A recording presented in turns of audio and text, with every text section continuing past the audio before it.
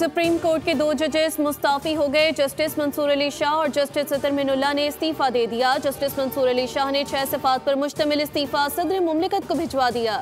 इस्तीफा ऐवान सदर को मौसूल भी हो गया। दोनों जजेस ने चैम्बर्स खाली कर दिए। जस्टिस मंसूर अली शाह ने कहा कि 27वीं आईनी तरमीम पाकिस्तान पर संगीन हमला है। सुप्रीम कोर्ट के टुकड़े टुकड़े किए गए, अदलिया को हुकूमत के मातहत बना दिया गया। मेरा ज़मीर साफ है, कोई पछतावा नहीं।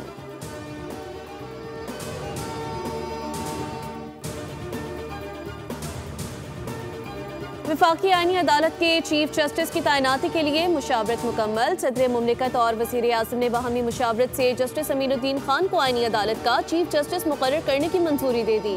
सदर मुमलिकत और वज़ीर आज़म की मुशावरत के बाद वज़ारत कानून ने जस्टिस अमीनुद्दीन खान की तैनाती की समरी सदर हाउस को इरसाल कर दी। सदर मुमलिकत की बाकायदा मंजूरी के बाद जस्टिस अमीनुद्दीन खान का बतौर चीफ जस्टिस वफाकी आईनी अदालत नोटिफिकेशन जारी किया जाएगा।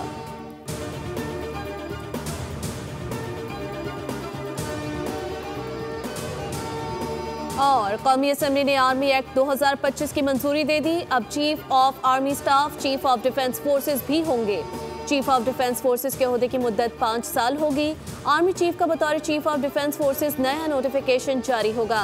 नए नोटिफिकेशन के बाद आर्मी चीफ की मुद्दत दोबारा से शुरू होगी।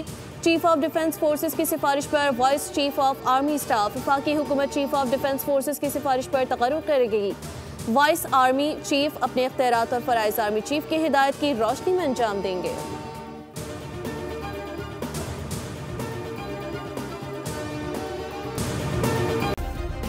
सब्सक्राइब करें और बेल दबाएं ताकि कोई खबर रह न जाए।